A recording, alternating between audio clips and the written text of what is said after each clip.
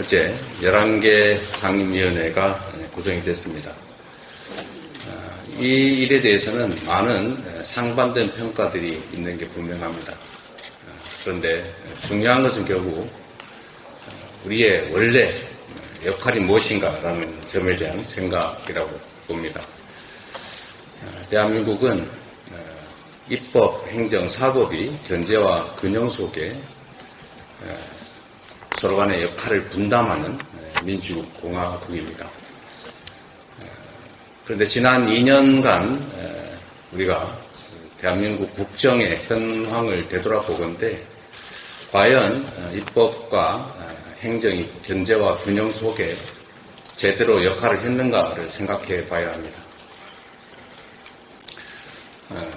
국회는 사실상 타협 또는 협상을 명분으로 개점 휴업 상태였고 민생 법안을 포함해서 국회가 해야 될 일들이 실제로 제대로 신속하게 처리된 일이 없습니다. 법사위는 사실상 개점 휴업 상태였던 것입니다. 상임위에서 합의 처리된 법안조차도 법사위 문턱을 넘지 못하고 사장된 법률이 너무 많습니다. 또 그것도 국회 선진화법에 따라서 정말로 1년이 가까운 긴 시간 동안 소위 패스트트랙 절차를 거쳐서 통과된 법률조차도 대통령에 의해서, 행정부에 의해서 일방적으로 거부됐습니다.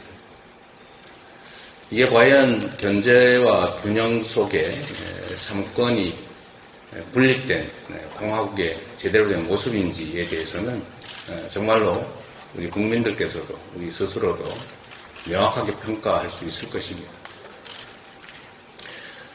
국회는 일을 해야 합니다. 그리고 현재는 대통령 또는 정부 여당조차도 동의하지 않는 모든 법안을 거부하겠다 이렇게 선언을 하고 있습니다. 입법부의 존재 자체를 사실상 부정하고 있습니다. 입법부를 행정부에 예속시키겠다는 생각의 다름이 아니다라고 볼 수밖에 없습니다. 거부권이라고 하는 것이 대통령 또는 여당이 동의하지 못하면 무조건 행사될 수 있는 그런 권한이 아닙니다. 입법부와 행정부는 견제 균형을 맞춰야 하는 존재들입니다. 그리고 국회는 입법만 하는 것이 아니라 견제와 균형이라는 역할을 수행하기 위해서 국정에 대한 감시 역할을 또 해야 합니다. 그런데 상임위가 사실상 열리지 않다 보니까 국회가 제대로 열리지 않다 보니까 국정감시라고 하는 역할도 제대로 할 수가 없게 됐습니다. 거기다가 정말 가뭄에 콩나듯이 국회 또는 상임위가 열려도 정부 당국자들이 아예 출석을 안 한다든지 심지어 회의 중에 나가버린다든지 또는 증인으로 채택돼서도 또는 출석을 요청받고도 아예 나오질 않는다든지 이런 국회를 무시하는 국회의 권위를 존중하지 않는 이런 일들이 일상이었습니다. 이제는 국회가 제자리를 찾아야 합니다. 특히 행정 독주가 일상이 된 이런 상황에서는 국회의 역할이 그 어느 때보다도 중요하다고 생각이 됩니다. 민생에 관한 신속한 입법을 해야 되는 것은 물론이고 지금 난맥상을 보이는 국정에 대해서도 정확한 상황을 파악하고 문제를 지적하고 개선책을 제시하는 국정 감시자로서의 국회의 역할도 제대로 해 나가는 것이 우리 국민들께서 22대 국회에 바라는 바일 것입니다. 관례, 또 합의, 협의 다 좋습니다. 당연히 그렇게 하기 위해서 노력해야 합니다. 그러나 관례나 합의, 협의를 빙자해서 국회의 역할을 사실상 못하게 하는 국회의 기능을 마비시키는 일은 있어서는 안 됩니다.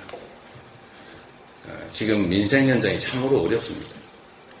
하루가 급하고 한시가 급한 상황인데 원구성 합의가 되지 않는다는 이유로 국회 기능을 장시간 작동하지 못하도록 방치하는 것도 결코 국민의 눈높이에서는 옳지 않을 것입니다. 지금 11개 상임위가 급한 대로 구성이 됐지만 최대한 국민의힘과 또 협의를 거쳐서 상임위 구성을 노력해야 될 것입니다. 그렇다고 해서 그걸 무기한 아무것도 하지 않은 상태로 방치하는 것은 역시 국회 본연의 역할을 포기하는 일이 될 수도 있겠다는 우려가 듭니다. 많은 분들이 걱정하십니다. 그러나 우리는 국회 본연의 역할을 되찾고 또 국정의 감시자로서의 역할을 제대로 수행하고 또 성과로서 결과물로서 우리 국민들의 기대에 부응하는 것이 바로 우리 국회 다수당이 더불어민주당이 해야 될 일이라고 생각합니다. 우리 한 명 한 명의 손에 이 나라의 운명이 5천만 국민들의 삶이 걸려 있다는 생각으로 매 순간 우리 모두 최선을 다했으면 좋겠습니다. 참으로 고생 많으셨고 각별하게 국회의 역할 또 국회의원의 국민으로부터 부여된 책무라는 것을 깊이 생각하면서 주어진 우리의 역할을 함께 최선을 다해 수행했으면 좋겠다는 말씀드립니다. 고생하셨습니다. 감사합니다. 자, 그러면 지금부터 잠시만 주목해 주시기 바랍니다. 제가 구독자분들을 위해서 선물 하나를 준비했는데요. 제가 항상 여러분들께 드리는 말씀이 있습니다. 뉴스만 평소에 잘 챙겨보셔도 돈이 되고 돈을 벌 수 있다라고 말씀을 드렸는데요. 여러분들은 여기 보시는 삼성전자 뉴스를 보고 어떤 생각이 드세요? 아니면 정치인들의 뉴스, 날씨 뉴스를 보고는 어떤 생각이 드시나요? 그냥 뉴스만 보고 끝내는지 아니면 이 뉴스를 어떻게 이용할 수 있는지 이 부분을 고민하고 계시는지를 되물어보고 싶습니다. 그 이유가 뭐냐 하면 제가 지난번에 여러분들께 뭐라고 말씀을 드렸었죠? 지금은 반도체 섹터를 눈여겨보셔야 한다고 말씀드렸습니다. 그리고 나서 이런 썸네일들 뉴스를 통해서 많이 보셨을 겁니다. 반도체 내용이 이슈가 됐을 때 부자들은 어떻게 생각한다? 반도체 관련주들은 뭐가 있는지, 어떤 종목이 가장 좋은지, 어디에 투자해야 돈이 몰리는지 자연스럽게 생각한다고 제가 말씀을 드렸죠. 그 이유가 뭐냐 하면 부자들이 봤을 때는 이슈가 곧 돈으로 이어지고 그 이슈가 나에게 돈을 벌어준다는 경험적 확신이 있기 때문에 부자들은 항상 이런 사회적 이슈를 관심있게 챙겨본다고 제가 말씀을 드렸습니다. 이번에도 마찬가지인데요. 제가 지난번에 시청자분들과 함께하는 주식으로 수익 내기 이벤트를 진행했었죠. 당연히 100% 무료로 진행을 했었고요. 여기 보시면 아시겠지만 제가 지난번에도 구독이라고 보내주신 모든 시청자분들께 반도체 관련주 중에 가장 크게 급등할 딱 한 종목, 많은 종목도 아니라 한미반도체 한 종목을 여러분들께 추천드렸어요. 그러면서 여기 나와 있는 대로 정확히 얼마에 매수해야 하는지 그리고 수익률이 어느 정도 나왔을 때 팔아야 하는지를 이런 부분들까지 여러분들에게 정확히 알려드렸었는데 지금 실제로 어떻게 되었다? 오른쪽을 보시면 아시겠지만 제가 지난번 문자 발송으로 이 한미 반도체를 소개해드리고 나서 실제로 이렇게 5배 이상 어마무시한 상승이 나왔습니다. 100만원만 투자를 했어도 무려 500만원이 넘는 수익금이 생긴 거죠. 그래서 당시에도 굉장히 많은 분들이 제가 드린 이 한미 반도체로 수익을 내실 수가 있으셨을 텐데요. 다시 한번 축하드린다고 말씀을 드리겠고 이번에도 마찬가지입니다. 앞으로도 2024년, 2025년 계속해서 기대해볼 섹터는 AI입니다. 그 중에서도 AI 반도체는 그 누구도 부정할 수 없는 미래성장 산업입니다. 그러면 우리가 어떻게 생각해 볼 수 있을까요? AI 반도체 종목 중에 앞으로 크게 대장 역할을 하면서 10배 이상 급등할 수 있는 템베거 종목을 지금부터 열심히 추적해야 한다는 겁니다. 큰 돈을 투자하지 않더라도 월급의 일부분 아주 소액이라도 이 종목을 모아가야 수백 %의 수익률을 손에 쥘 수 있는 것이죠. 지금 여러분이 보고 계시는 이 유튜브 또한 AI 반도체와 아주 밀접한 연관이 있고 반도체야말로 대한민국의 핵심 산업으로 앞으로 더더욱 시장은 성장할 수밖에 없습니다. 그렇기 때문에 제가 이번에도 뭘 보내드리고 있냐면 지난번과 똑같이 구독이라는 문자를 보내주시면 제가 AI 반도체 관련주 중에 앞으로 대장주 역할을 하면서 주가가 가장 크게 급등할 한 종목을 여러분들께 문자 발송으로 종목명과 사고 파는 시점을 모두 알려드릴 건데요. 그 문자를 받고 여러분들이 주식으로 돈 버는 연습을 한번 해보셨으면 좋겠고요. 혹시라도 나는 주식을 하지 않는다 하시는 분들은 주변에 주식하시는 지인분들에게 말씀을 해주셔도 되고요.